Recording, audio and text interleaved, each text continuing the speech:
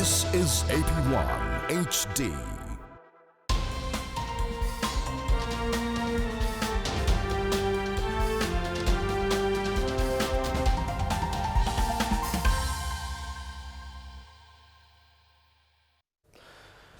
आदरणीय दर्शकवृन्द, AP talk टाइममा स्वागत छ। म निरज राज जोशी।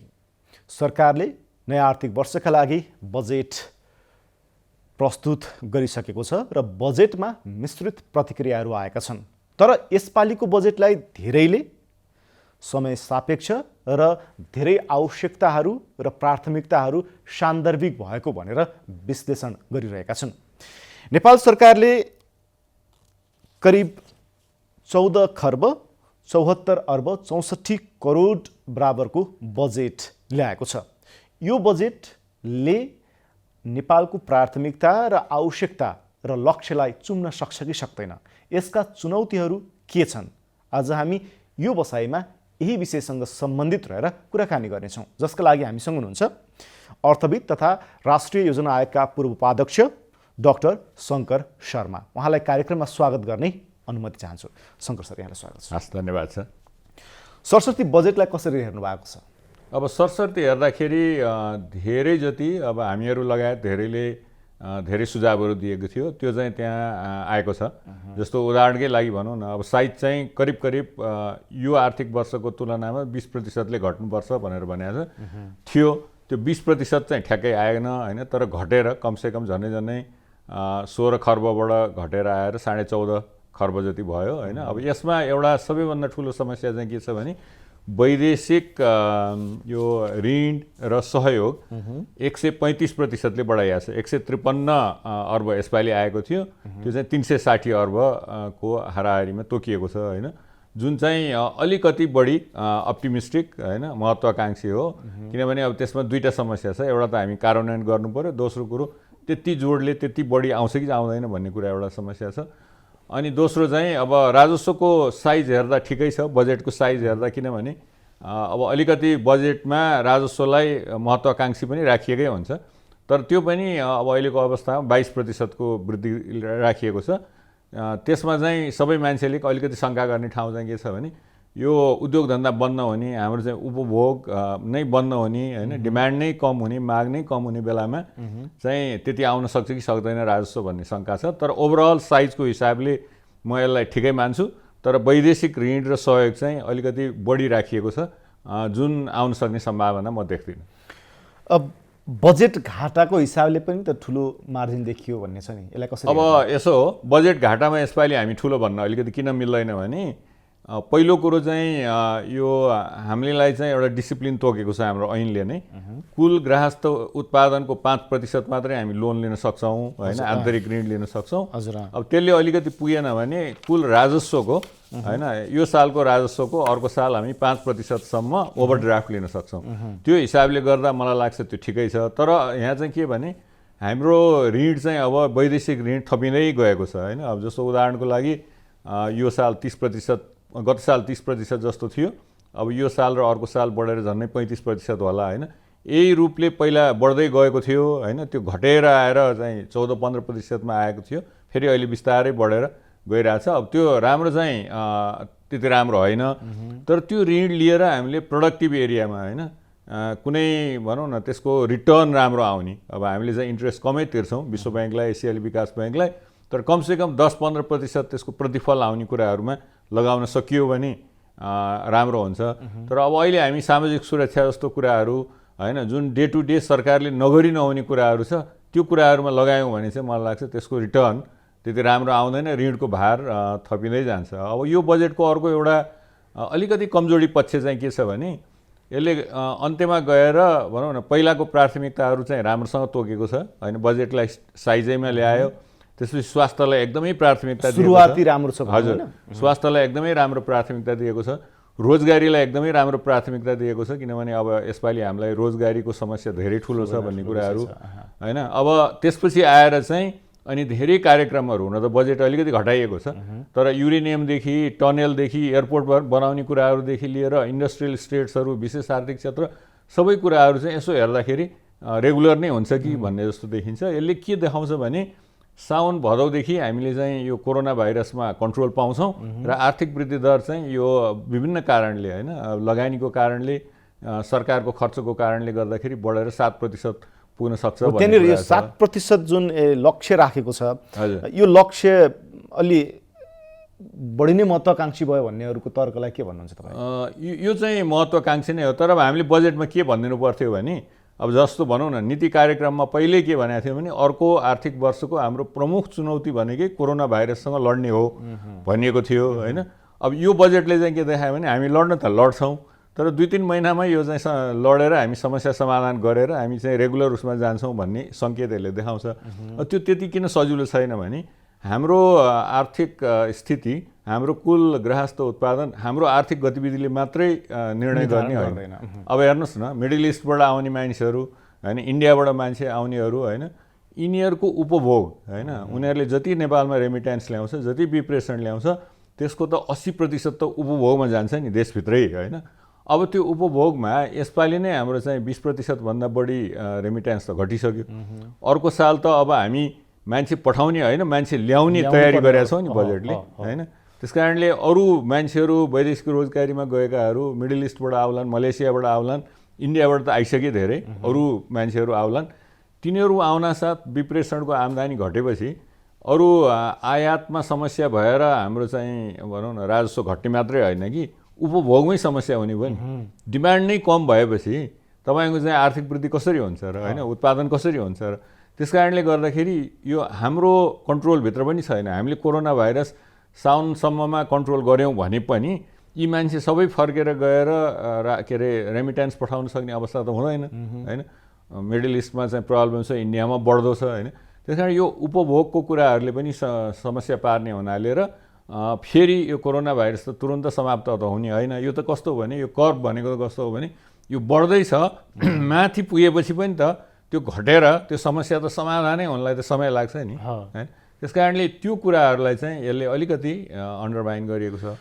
आन्तरिक उत्पादनमा के बजेटले न्याय गर्न सकेको छ? अब आन्तरिक उत्पादनमा यसो हो, अब कृषिको कुराहरू खास गरी अब यसलाई चाहिँ सबैले भनेका थिए यसलाई चाहिँ प्रायोरिटी दिनुपर्छ भन्ने कुराहरू। तर जति कृषिमा जति फोकस भएर आउनु पर्थ्यो त्यो आउन नसकेको भन्ने विश्लेषण छ नि फेरि। अब हामी 5 अरब रुपियाँ जति त्यहाँ चाहिँ बढाइएको छ, त्यो खासै ठुलो कुरो त होइन होइन। तर एउटा कृषिभित्रको एउटा समस्या के छ भने कृषिभित्र मात्रै होइन, अहिले हामीले स्वास्थ्यमा धेरै पैसा बढाएछौँ, रकम बढाएछौँ, तर समस्या के छ भने पैसोले मात्रै काम हुँदैन नि। टेस्टिङ किट्सहरू ल्याउनु पर्यो, त्यो चाहिँ डिस्ट्रिब्युसन हुनु पर्यो, म्यान पावर हुनु पर्यो, क्वारेन्टाइनको व्यवस्थापन हुनु पर्यो, यो त कोअर्डिनेसनको कुराहरू हो नि। त्यस्तै कृषिमा पनि एउटा के छ भने राष्ट्रिय योजना आयोगभित्र अर्थ मन्त्रालयभित्र के छ भने हामीले जति नै पैसा दिए पनि काम गर्न सक्दैनन् भन्ने त्यो एउटा चाहिँ अनुभूतिभित्र एउटा रहिरहेको छ, हामी सबैमा रहिरहेको। त्यो मेकानिजम छैन भन्ने एउटा चाहिँ त्यो अर्थमन्त्री लगायत अर्थ मन्त्रालयको सबै सिनियर अफिसियलहरूलाई चाहिँ त्यो छ होइन भित्र। त्यो भएको कारणले गर्दाखेरि र बाध्यताले गर्दाखेरि 5 अरब त बढाइएको छ। तर मेरो चाहिँ यसमा चाहिँ के हो भने समस्या, अहिलेको समस्या भनौँ न, यो 5 अरब बढाए पनि म त्यही व्यवस्थापनपट्टि जान्छु।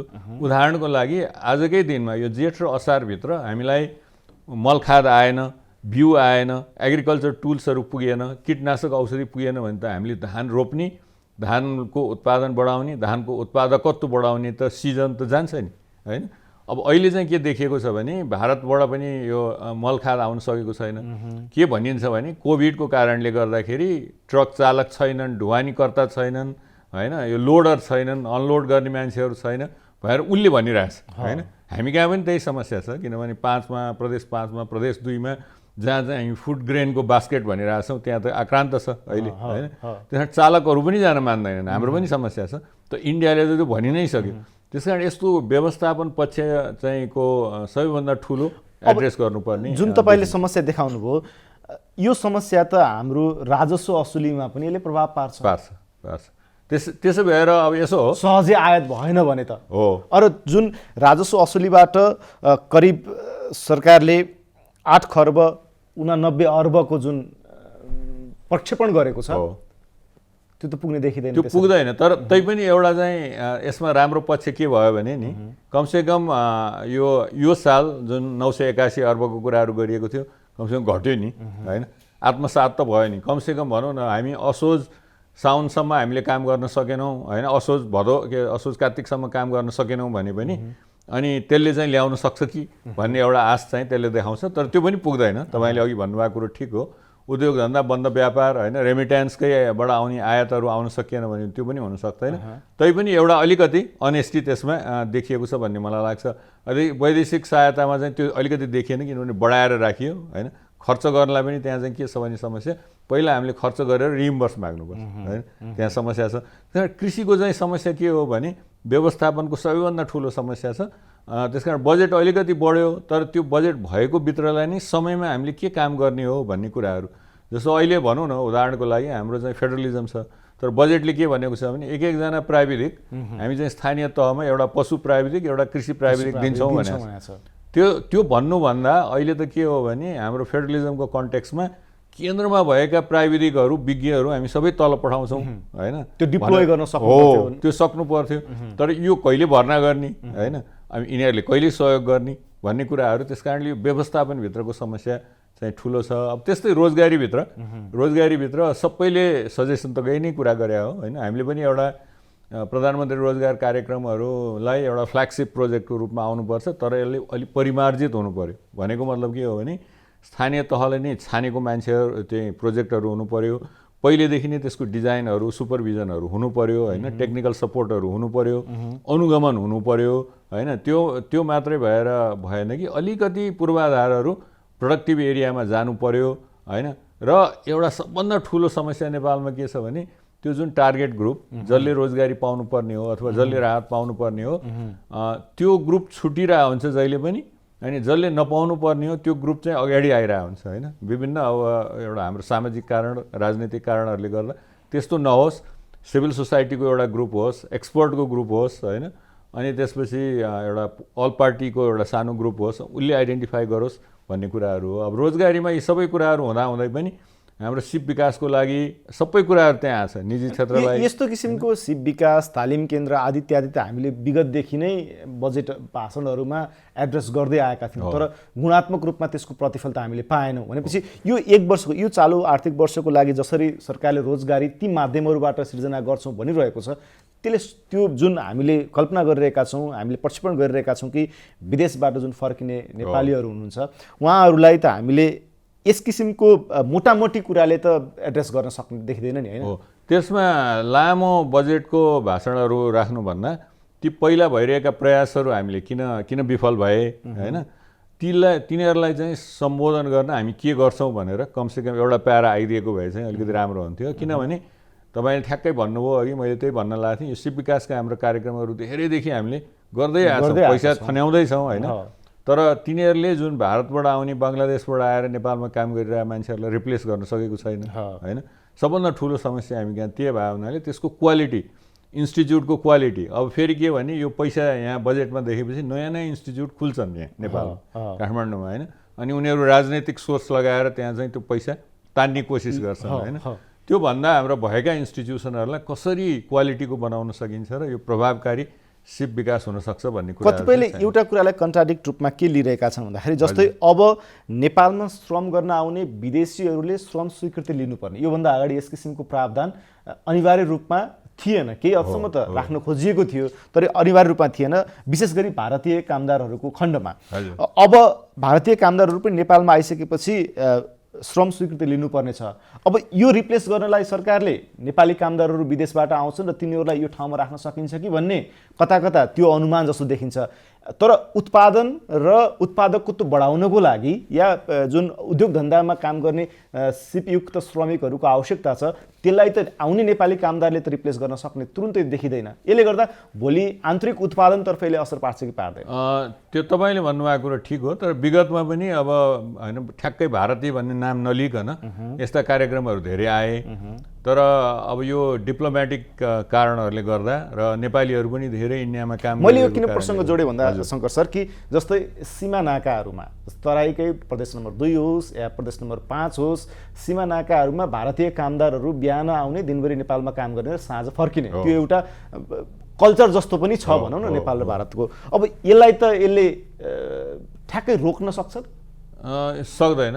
किनभने म तपाईँ भारतीय यो नाका एरियामा मात्रै भन्नुभयो सीमामा, काठमाडौँमै पनि अब हामी सुनचाँदी व्यवसाय सङ्घको चाहिँ भर्सनलाई मान्ने हो भने 80,000 मान्छे त हाम्रो यहाँ काठमाडौँ भ्यालीभित्र नै सुनचाँदी व्यवसायको काम गरेर बसिरहेछन् होइन। प्लम्बर होइन, यो इलेक्ट्रिसियन इत्यादि कुराहरू त परै जाओस्। त्यस कारणले 3-4 लाख मान्छेहरू त भारतबाटै आएका मान्छेहरू यो काठमाडौँमा मात्रै काम गरेर बसिरहेछन् होइन। तर समस्या के हो भने यो अलिकति पोलिटिकल पनि हो। पहिला पनि हामीले कोसिस गरेको हो, त्यो गर्नु पनि पर्छ बिस्तारै होइन। तर तिनीहरूलाई सरकारले बिस्तारै आँखा चिम्लिँदै गयो दुईवटा कारणले। एउटा चाहिँ के हो भने उद्योग व्यवसाय होइन, यी सेवा क्षेत्रको काम पनि ठप्पै हुने एउटा कुरा त्यो भयो होइन। स्किल वर्कर हामी कहाँ नेपालमा नहुने र त्यसलाई हामीले चाहिँ भनौँ न एउटा तयार गर्न खोजे पनि भइरहेको छैन विभिन्न कारणहरूले गर्दा। अनि दोस्रो चाहिँ अब यी राजनीतिक कारणले गर्दा पनि सरकार अलिकति चुप लाएर बस्नुपर्ने बाध्यता पनि छ होइन। त्यो कारणले गर्दाखेरि यो अलिकति लागु हुनलाई चाहिँ गाह्रो छ होइन। नेपालभन्दा भारतभन्दा अन्य देशबाट आएका, नेपालमा त यहाँ बङ्गलादेशबाट आएका काम पनि टन्नै छन्, भारतीय भनेर राखिएको छ यहाँ थुप्रै होइन, बिना पासपोर्ट बिना भिसा हेरेर होइन। त्यस्तालाई चाहिँ हामी एकदमै स्ट्रिक्ट गर्नुपर्छ र यो भनेको कुरालाई हामी कति लागु गर्न सक्छौँ, गर्नु चाहिँ राम्रो हो। यसलाई हामी डिप्लोमेटिकली पनि गर्न सक्छौँ। जस्तो उदाहरणको लागि मलेसियामा एउटा इक्जाम्पल छ, सिङ्गापुरमा पनि छ। मलेसियामा चाहिँ प्रत्येक बाहिरबाट आउने मान्छेले ट्याक्स तिर्नुपर्छ कम्पनीले, उनीहरूले 4,000 5,000 तिर्ने। त्यो ट्याक्स तिरेपछि त को मान्छे छ भन्ने पनि त थाहा भयो नि होइन। तिरोस्, ब्याङ्किङ च्यानल मार्फत गरिदिएको भए त हो, यसलाई हामीले केही हदसम्म कन्ट्रोल गर्न सक्छौँ हो। अनि त्यही राजस्व हामीले ट्रेनिङमा पनि दिउँ, निजी क्षेत्रसँगै मिलौँ। तिमीले 4,000 तिर यसको बापत, तर नेपालीलाई ट्रेन गर, तिमीलाई म 4,000 थप सुविधा दिन्छु भनेर 8,000 को एउटा इन्सेन्टिभ पनि दिन सकिन्छ। त्यस कारण यो हामीले चाहिँ मलेसियाहरूले गरेको, अन्य देशहरूले गरेको, जसले चाहिँ बाहिरको कामदार लिन्छन् तर ट्याक्स पनि लगाउँछन् होइन, त्यो गऱ्यो भने चाहिँ भनौँ न एउटा ट्रान्सपेरेन्सी पनि हुन्छ अनि बिस्तारै रिप्लेस गर्ने एउटा इकोनोमिक मेकानिजम पनि आउँछ। अब यो आन्तरिक ऋण 2 खर्ब 25 अर्बको भनिएको छ, यो उपयुक्त छ कि के छ? अब धेरैको भनाइ के छ भने यो हामीले आर्थिक वृद्धि दर हुन सकेन, रेमिट्यान्सको इन्कम आउन सकेन भने ब्याङ्किङ सेक्टरमा पनि त्यति पैसा हुँदैन होइन, कहाँबाट उठाउने हो भन्ने कुराहरू छ। तर मलाई यो चाहिँ उपयुक्तै लाग्छ। के कारणले भने हामीसँग व्यापार व्यवसाय उद्योग नभए पनि धेरै मान्छेहरूले एउटा इन्ट्रेस्ट लिएर एउटा भनौँ डिपोजिट गरेर इन्ट्रेस्टमा आफूले चाहिँ बाँच्ने त्यो पनि काम गरिरहेको हुन्छ होइन। त्यस कारणले मलाई के लाग्छ भने 225 अर्ब भनेको ठुलो होइन। फेरि पछि हामीसँग काम भएन होइन, कोरोनाको प्रभाव बढी नै रह्यो, रहि नै रह्यो भने त्यति पनि त चाहिँदैन नि, खर्च पनि त हुँदैन नि। अर्को यो 50 अर्बको राहतले निजी क्षेत्रलाई उकास्न सक्छ? कतिपयले यसलाई प्रश्न गरिरहेका छन्। अब यसको चाहिँ समस्या छ। यसको के समस्या छ भने यो 50 अर्ब त पहिला पनि थियो नि होइन। यो भनौँ न रिफाइनेन्स सामान्य अवस्थामा राखेकै थियो। हामी त अलि सङ्कटको अवस्थामा छौँ हो। अब एकातिर 100 अर्कोतिर 50 अर्ब भनेर 150 अर्बको कुरा गरिरहेछ। 50 अर्बको यो रिफाइनेन्सिङ फन्ड भन्ने त पहिला पनि थियो। त्यो 50 अर्बमा के भइरहेछ भने 17-18 अर्बभन्दा त्यो चाहिँ बाहिर जान सकेको छैन, किनभने सरकारले त्यसलाई एकदम स्ट्रङ बनाइदिएको छ, स्ट्रिन्जेन्ट बनाइदिएको छ सरकार भने नेपाल राष्ट्र ब्याङ्कले। धेरैले त्यो सजिलैसँग लिन सक्दैनन्। त्यो नसकेको कारणले 17-18 अर्बभन्दा गएको छैन। त्यसमा पहिलो कुरा त हामीले त्यो 150 अर्बको फन्डिङ नै हुनु पर्यो होइन। राष्ट्र ब्याङ्कले भन्नु पर्यो म यसबाट ल्याउँछु, यो स्रोतबाट ल्याउँछु भनेर भन्नु पर्यो, अथवा सरकारले दिनु पर्यो त्यसमा। पहिला कुरा त्यो फन्डिङै छैन, त्यहाँ फन्डिङको व्यवस्थापन गर्नु पर्यो। अनि यसलाई अलिकति ब्रोड गरिदिनु पर्यो, भने मतलब सजिलै लिन सक्ने बनाउनु पर्यो। हुन त यसमा अहिले घरेलु साना र पर्यटन उद्योगलाई भनेको छ, उनीहरूले लिन सक्ने गरी यो वातावरण तयार गरिदिनु पर्यो, अनि चाहिँ जान्छ। र सरकारले अर्को साल भन्नु पर्यो कि 150 राखेको माग त 160 अर्ब आयो, हामीले 10 अर्ब थपेर 160 अर्ब नै दियौँ भन्न सक्यो भने चाहिँ सक्सेस हुन्छ। अब यो सार्वजनिक खर्च कटौतीको जुन अहिले अलिकति त्यसमा निर्मम जस्तो देखिएको छ सरकार, यसलाई कसरी हेर्नुहुन्छ? अब यस्तो हो, अब सार्वजनिक खर्चको चाहिँ भत्ता कटौती भनिएको छ, त्यो एकदमै राम्रो हो। 1 खर्ब रुपियाँ कति हो हुन्छ भन्ने खालको एउटा त होइन। अब सरकारलाई त नाफा नोक्सान त उस्तै होला, तर इन प्रिन्सिपल राम्रो हो, किनभने पुरानो भत्ताहरू कटाउने तर नयाँ त यो नयाँ यो एउटा जोखिम नयाँ चाहिँ च्यालेन्जको लागि दिएको भत्ता हो नि होइन फ्रन्टलाइनमा काम गर्ने त्यो त नदिएको पनि हुँदैन त्यस कारणले सरकारलाई धेरै नै त्यसले फाइदा चाहिँ नगर्न पनि सक्छ किनभने नयाँ ग्रुपलाई त भत्ता दिनु पर्यो अनि अर्को चाहिँ एउटा वैदेशिक भ्रमणको कुराहरू होइन गाडी फर्निचर इत्यादिको कुरा छ यो त हामी सबै सधैँ बजेटमा भन्छौँ तर मैले यसो तथ्याङ्क हेर्दै थिएँ अरूमा ठिकै हुन्छ बजेट राखेको अनि गाडीमा चाहिँ जहिले पनि 70-80% बढेको हुन्छ किनभने हामी कहाँ त्यो मर्मत गर्ने चलन छैन मर्मत गरेपछि सिंहदरबारको ग्यारेजमा एकतिर फ्यालिदिने अनि नयाँ किन्ने चलन छ होइन त्यस कारण फेरि के हुन्छ भने अब 8-9 महिना बजेट गइसकेपछि अब पैसा बाँकी भयो यो चाहिँ गाडी खरिदतिर लान्छु भनेर लाने चलन एकदमै धेरै छ त्यस कारण विगतको अनुभव हेर्दाखेरि गाडी खरिदमा 70-80% बढेको देखिन्छ अब इन्धनको कुराहरू भ्रमणको कुरा त यसपालि प्राइसै घटेको छ इन्धनको त्यसै पनि कटौती हुन्छ होइन यता भनौँ न भ्रमणमा कोही जाँदैन होइन कोरोना भाइरसको कारणले गर्दाखेरि तर जुन सार्वजनिक खर्च पुनरावलोकन आयोगले गरेको कुराहरूमा चाहिँ छोएको चाहिँ छ बजेटले तर मैले यो काम गरेर क्याटेगोरिकल्ली आउनु पर्थ्यो भन्ने थियो त्यो एउटा यति चाहिँ बजेट हुन्छ यसबाट चाहिँ भन्ने कुराहरू चाहिँ आएन होइन खालि क्रमशः लागू गर्दै जाने र मैले यसलाई पनि आत्मसात गरेको छु भन्ने कुरा आयो तर डिटेल चाहिँ आएन अब यो सांसद विकास पूर्वाधार कोषको रकम घटाउनु पर्थ्यो या हटाउनु पर्थ्यो भन्ने धेरैको डिमान्ड थियो तर केही हदसम्म चाहिँ घटाएको छ यसले प्रभाव पार्छ अब यस्तो हो यो हटाउनु पर्ने नै हो हटाइदिएको भए के हुन्थ्यो र घटाएपछि के हुन्छ होइन हटाउने त यस्तै बेलामा हो नि होइन झनै 2/3 भएको सरकार होइन स्ट्रङ सरकार होइन बरु उनीहरूलाई चाहिँ एउटा ठुल्ठुलो प्रोजेक्ट दिने एउटा निर्वाचन क्षेत्रमा म एउटा चाहिँ भनौँ न 2 लेनको बाटो सदरमुकाम यता प्रादेशिक सदरमुकामसम्म जोड्न दिनलाई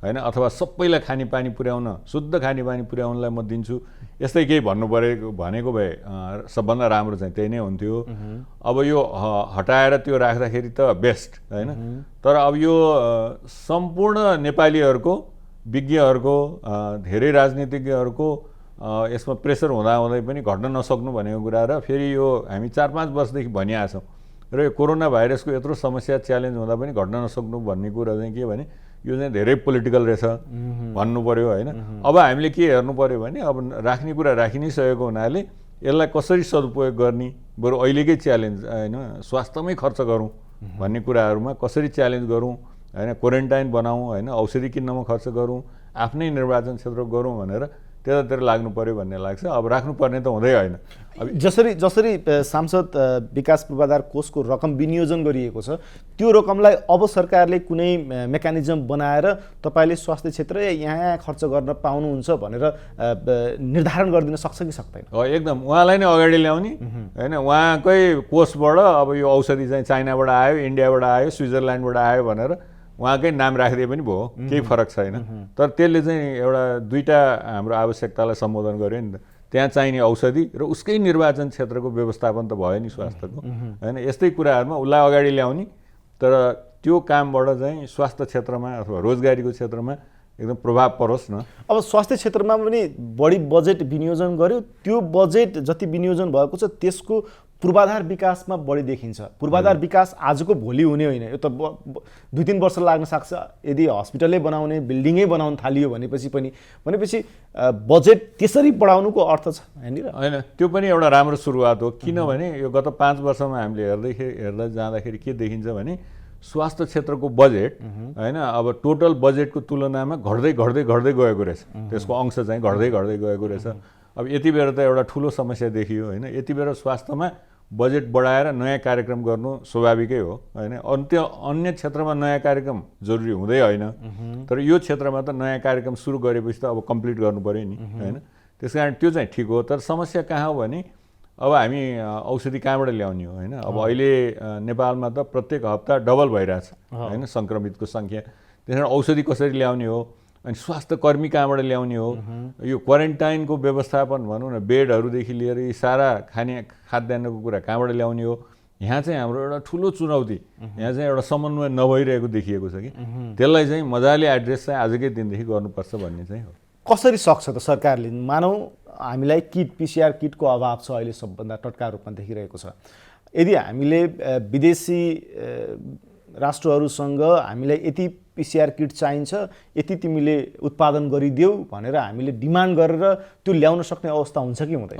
त्यो अलिकति गाह्रो छ। हाम्रो चाहिँ स्केल सानो होला, सानो रकमहरू होला। अब चाहिँ के भने स्पेनमा, इटालीमा, अमेरिकामा होइन विभिन्न डेभलप कन्ट्रीहरूमा चाहिँ यो कोरोना भाइरस कम भइरहेछ। उनीहरूले त अब उनीहरूका पनि ठुलो समस्या थियो। भेन्टिलेटरहरू, आइसियुहरू, टेस्टिङ किटहरू धेरै प्रड्युस पनि गरे होइन। अब अहिले उनीहरूका अब बिस्तारै प्रोडक्सन क्यापेसिटी बढेको होइन र अब अलिकति उहाँभित्र डिमान्ड चाहिँ कम भइरहेको त्यो अवस्था छ। त्यस कारण चाइना पनि त्यही हो। त्यस कारण हामी यो सबै फ्रन्टमा अब अहिले चाहिँ सरकारले G2G भनेको छ। अब एकै ठाउँबाट ल्याउने भइयो होइन। अब चाइनामा त हामी 81औं नम्बरमा थियौँ अस्तिकोचोटि हामीले ल्याउँदाखेरि होइन। त्यस कारणले अब कहाँनिर हामी चौथो पाँचौँमा हुन सक्छौँ, अलिकति बढी पैसा पनि जाओस् बरु। तर अमेरिकामा हो कि होइन, इटाली हो कि अब स्पेन हो कि कुन ठाउँबाट हामी अब अलिकति लिन सक्छौँ भन्ने कुराहरू चाहिँ अब अलिकति सरकारले पनि हेर्नु पर्यो र छिटो ल्याउनु पर्यो। स्वास्थ्य कर्मीहरूलाई पनि अलिक व्यवस्थापन गर्नु पर्यो। कतिपयले एउटा थोकको के कुराको आलोचना गरिरहेका छन् भन्दा यो बजेट विनियोजनमा यो खानेपानीतर्फ धेरै नै बजेट विनियोजन गरे भन्ने छ नि। हजुर, करिब 41 अर्ब रुपियाँ। अब यो दुईटा कारण पनि हुनसक्छ। अब एउटा त त्यसलाई हेरेपछि थाहा हुन्छ, एउटा चाहिँ के भने वैदेशिक सहयोगहरू पनि कति कुराहरू चाहिँ के भन्छ म तिमीलाई यो कामको लागि दिन्छु भनेर भनिरहेको हुन्छ होइन। हुन त त्यो पनि अब अहिले विश्व स्वास्थ्य सङ्गठनको कुरा गर्ने हो भने नेपालमा साबुनले हात धोउ त भन्छ, पानी पनि छैन, साबुन पनि छैन भन्ने एउटा ठुलो चर्चा छ होइन। त्यस कारणले यो पानीको उपलब्धता गराइदिने, शुद्ध पानी चाहिँ पिउने पानीको उपलब्धता गराइदिने एउटा हाम्रो नेपालको प्रायोरिटी पनि हो। त्यस कारण यो कहिलेकाहीँ विदेशी भनौँ दात्री संस्थाहरूले जोडेर पठाएको हुन्छ, तिमीलाई चाहिँ यो एरियामा म दिन्छु भने हुनाले त्यो पनि हुनसक्छ। वैदेशिक सहायता पनि कि जस्तै वैदेशिक सहायता प्राप्त गर्नको लागि खानेपानी र सरसफाइमा त्यो बजेट सरकारले विनियोजन गरिदिने र भोलि त्यो बजेट प्राप्त भएपछि त्यसलाई रकमान्तर गर्न सक्ने अवस्था हुन्छ कि हुँदैन? अब यसो त्यो रकमान्तर गर्ने अवस्था चाहिँ हुँदैन होइन। विदेशी सहयोगको विदेशी सहयोग त जेमा भनेको त्यसैमा राख्नुपर्छ। उल्टो त हामीले खर्च गरेर अझ त्यसको रिइम्बर्स लिने हो। यसलाई अझ यसरी भनौँ कि हामी सरसफाइ र खानेपानीलाई केही हदसम्म हामी स्वास्थ्यसँग जोडेर पनि हेर्न सक्छौँ। एकदम ठिक हो। हामी त्यसलाई हामीले त्यहाँ इन्टरलिङ्क गर्न सक्ने अवस्था हुन्छ कि हुँदैन? एकदमै हुन्छ। किनभने हाइजिन भनेको त स्वास्थ्यसँग सम्बन्धित सबभन्दा एउटा प्रोटेक्टिभ भनौँ न पहिलो स्टेप नै हो। त्योसँग जोड्नु पनि मिल्ने र अब अलिकति विभिन्न स्वास्थ्यसँगै जोडेको कुराहरू र अहिले हात धुने कुराहरूलाई पनि आएको हुनाले हाइजिन चाहिँ एकदमै इम्पोर्टेन्ट छ भनेको हुनाले मलाई लाग्छ सायद दात्री संस्थाले पनि थपेको हुनसक्छ। अब अन्त्यतिर छौँ हामी, यसको चुनौती के देख्नुहुन्छ बजेटको? अब सबैजनाले त कार्यान्वयन नै भन्छन् होइन, सधैँ भन्ने कुरा त त्यही हो। मैले कार्यान्वयन चाहिँ अघि सुरुमै नभनेको कारण चाहिँ त्यही हो।